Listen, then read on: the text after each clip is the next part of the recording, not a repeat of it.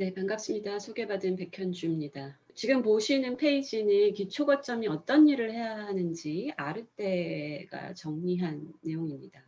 자원의 발굴, 자원의 성장, 지원, 지역 특화 콘텐츠 개발, 문화예술 교육에 대한 인식 확산, 이렇게 네 가지인데요. 아르테가 제시한 이 틀 위에 제가 최근에 방금 백명 선생님도 말씀하셨지만 제가 최근에 몇몇 기초문화재단에 계신 분들을 만나면서 느낀 것들을 좀 보태어서 이 주제에 대한 말씀을 드리고자 합니다.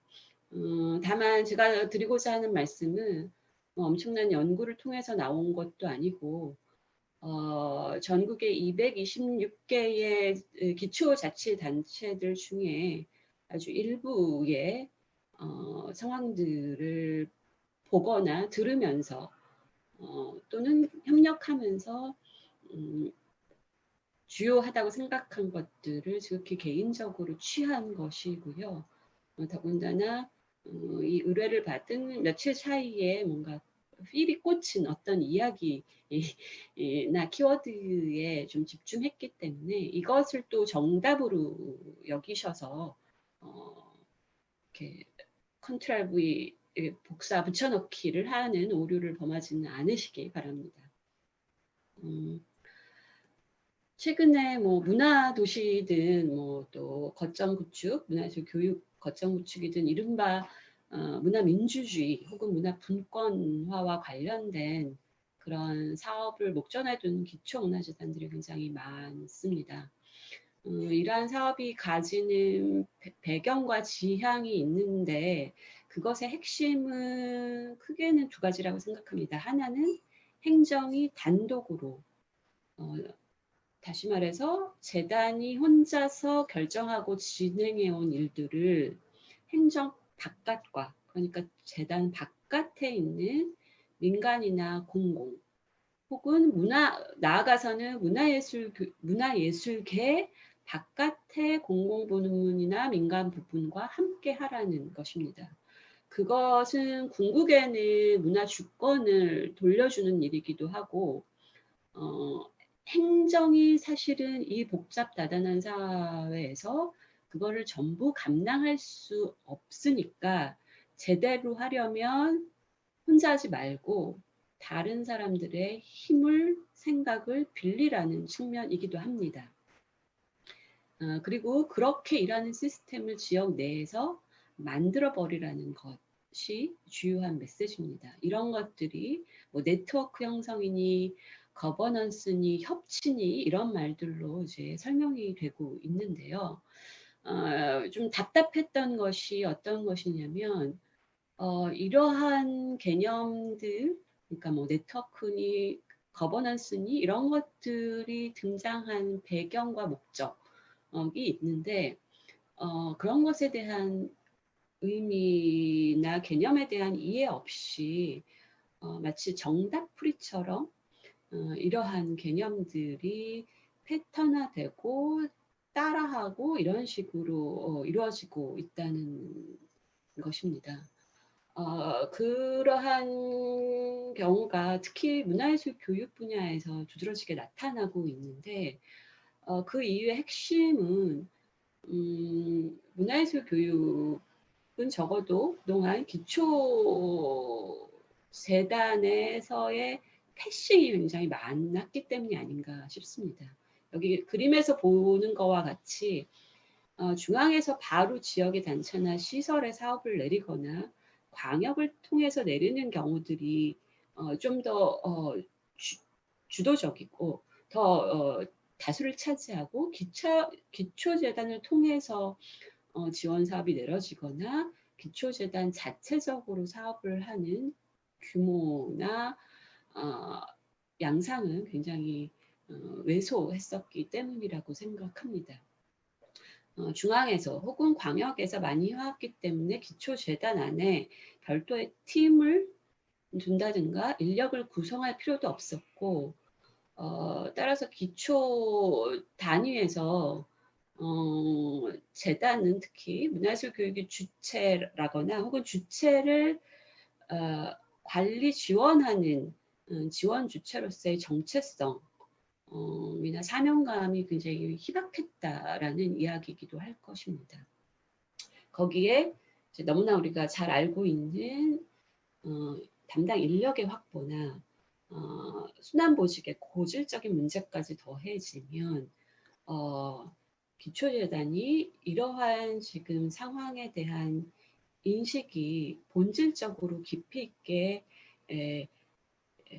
이해하고 있는 데에서는 조금 부족이 느껴지고 있다는 게 저희 판단입니다. 그런데 이제 문제는 당장 내년부터 일부 사업이 중앙에서 완전히 광역으로 이관이 확정되었다는 사실입니다. 어제도 이제 그 이야기가 많이 나왔는데 이 중앙으로 이관이라는 것은 지역으로 이관된다는 것은 무슨 이야기냐면 이제 정책과 사업을 광역이든 기초든 지역 단위에서 스스로 생각하고 기획하고 결정해야 된다는 것이고요. 사실 더 이 부분을 문제적으로 만드는 부분은 예산을 편성하고 확보하는 권한과 책임 또한 지역 스스로에게 주어진다는 부분입니다. 어제 포럼에서 그 장세길 박사님께서 이것을 굉장히 명료한 언어로 좀 설명을 해주셨다고 생각하는데 기존에는 정부가 계획한 것을 지역이 실행만 했다면 지금은 지역이 계획하고 또 지역이 실행하는 계획과 실행을 지역이 전부 해야 되는 것이고요. 그때의 사업과 정책을 기획하는 권한 그리고 그것에 대한 예산을 편성하고 확보하는 권한과 책임도 오롯이 지역에 주어졌다는 것입니다.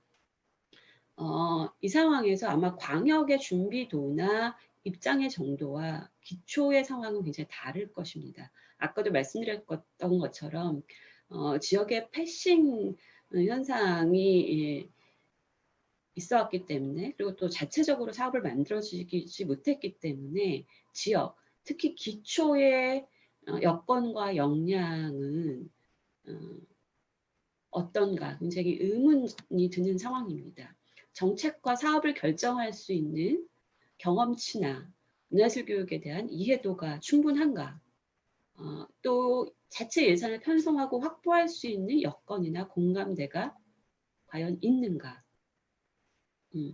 이러한 분권화를 맞는 기초의 반응을 제가 좀 들여다봤을 때 물론 중앙의 간섭이 없어지는 것에 대해서 기대할 수 있지만 예산을 지금부터는 달라고 하지 않으면 아예 없어지거나 줄어들 수밖에 없는 상황인 거거든요. 그것에 대한 위기감을 가지고 있는 경우들이 있었습니다. 앞서도 말씀드린 것처럼 그러나 기초 여건과 역량은 모두 굉장히 의문이고요. 문화적인 가치에 대한 이해나 경험은 사실은 정책의 내용과 질을 결정하는 요인인데 이것이 퀘스천 마크이고 더군다나 자체 예산을 수립할 수 있는 여건과 공감대라는 것은 결국에 사업의 존립 여부, 지역에서 기초에서 문화예술 교육이 이루어질 수 있는가 존립의 여부를 결정하는 굉장히 결정적인 요인인데 이것이 과연 가능한가? 기초 스스로 지원을 마련할 수 있는가? 또 내용적으로 과연 질적으로 가치를 겨냥하고 지키고 가져갈 수 있는가? 이런 부분에 대해서 위기 혹은 혼란으로 반응하고 있습니다. 아마 그나마 위기나 혼란으로 반응하는 것은 선도적이거나 또 뭔가 생각이 있는 곳일 것이고요. 226개 기초자치 단체의 경우 사실 문화재단이 없는 경우도 많고 있다 하더라도 여기까지 생각을 못하고 있는 이러한 분권화나 변화의 경향을 인지하지 못하고 있는 경우도 많고 그래서 오히려 무감각한 기초의 재단이나 자치단체가 굉장히 다수를 차지하고 있을 거라고 봅니다. 여기 이런 상황에서 기초의 지금 거점, 네, 주문하는 역할은 사실은 굉장히 거창하고 심각하고 어, 뭐랄까 무겁습니다. 그럼에도 불구하고 그런 온갖 것들을 한번 다 좀 드러내서 한번 좀 담아서 이야기를 해보려 합니다. 예산 수립을 위한 여건과 공감대가 지금 어떤 수준인지 먼저 조금 더 구체적으로 살펴보면 사업의 존립 여부를 결정을 하는 요인이죠. 예산 수립을 위한 여건과 공감대는. 이 예산을 지금 수립하는 것은 기초자치단체와 기초의회가 그 정책화, 사업화 의지를 예산 수립으로 이제 나타낼 수 있는 주체입니다. 근데 이들의 주체는 예상하시다시피 문화예술 교육에 대한 인식 수준은 그 의지를 갖게 한 부족한 수준이고요. 현실적으로 재정 현황 또한 어제도 나왔던 얘기인데 좋은 곳이 한 70% 정도 아마 수도권 뭐 이런 서울의 일부 지자체들일 테고 지방으로 내려가고 농촌 지역 이런 곳으로 갈수록 20%가 안 되는 기초로 가면 더 이제 훨씬 낮아지고요. 그랬을 때 굉장히 중요한 것은 사실 이 단위의 인식과 의지를 바꿔내는 것은 결국엔 주체입니다. 근데 이게 주체들이 힘을 발휘하는 것이 굉장히 중요한데 이거는 제도보다 오히려 우선한다고 생각하거든요. 실제로 민주시민교육조례가 서울시에서 2017년에 발의된 이후에 전국에 우호죽순 민주시민교육조례가 만들어졌습니다만 실제로 민주시민 교육을 자차 예산을 확보해서 만드는 사례는 지극히 적습니다. 조례만 만들고 형식화돼서 실제로 움직임이 일어나지 않는 거죠. 그래서 중요한 거, 왜 그랬냐 민주시민교육조례가 민주시민교육조례의 주체들은 사용한 다양한 지역이 시민사회인데 시민사회는 개별 자기 어드보커시 활동을 하기 위해서 교육사업을 별도로 진행할 수 있는 역량이나 여력이 안 됐습니다. 그래서 여기서 우리가 배울 수 있는 거는 문화예술 교육의 주체가 과연 두텁게 형성되어 있는가, 형성될 수 있는가, 또 형성하게 하는 것, 이것이 굉장히 중요하다는 것입니다. 그리고 주체 단독으로는 이 예산을 핸들링하는 주요 이 구조의 압력을 행사하는 데는 한계가 있기 때문에 실제로 수요를 창출하고 그 문화예술 교육의 수요를 창출하고 그 수요자 경험을 통해서 시민들의 지지를 받는 것이 굉장히 중요합니다. 그래서 이 수요자들과 주체자들이 예산을 둘러싼 구조를 압박해야만 사업의 이 존립의 토대를 만들어낼 수 있을 것입니다. 그리고 존립을 넘어서 이 문화예술 교육이 가지는 가치 지향을 제대로 담아내야 될 텐데요. 예산을 만들어내도 그 양적 성과에 치우쳐서 뭐 문화센터나 평생교육이나 이런 쪽으로 학의 공간이나 그 매개자들한테로 이 예산들이 가버리면 사실은 예산을 확보한 의미가 없습니다. 기초에서 수립된 자체 재정이 제대로 정책 없는 지원 사업의 형태로 표류할 수 있습니다. 지역의 평생교육이 게 지난 역사가 그것을 말해주고 있습니다. 이렇게 단순 비교하기는 좀 힘들겠지만 가치와 지향에 관한 한 실제로 현장의 표류의 정도는 지역 평생 교육이 문화예술 교육보다 훨씬 심각한 상황이라고 생각합니다. 문화예술 교육은 계속 그럼에도 불구하고 문제가 있었지만 중앙 단위, 광역 단위 그리고 나아가서는 현장 단위에서 담론 작업이 어느 정도 계속적으로 진행되어 있었고 공모 트랙이 아니더라도 예술가와 예술단체, 문화기획자들이 문화예술 교육 사업이 아닌 영역에서도 문화예술 교육의 문제를 계속적으로 다루는 담론장들이 있었기 때문에 어쨌든 아쉽지만 평생교육에 비교하자면 정책적인 제안, 비판 이런 것들이 좀 더 우세했다고 생각이 듭니다.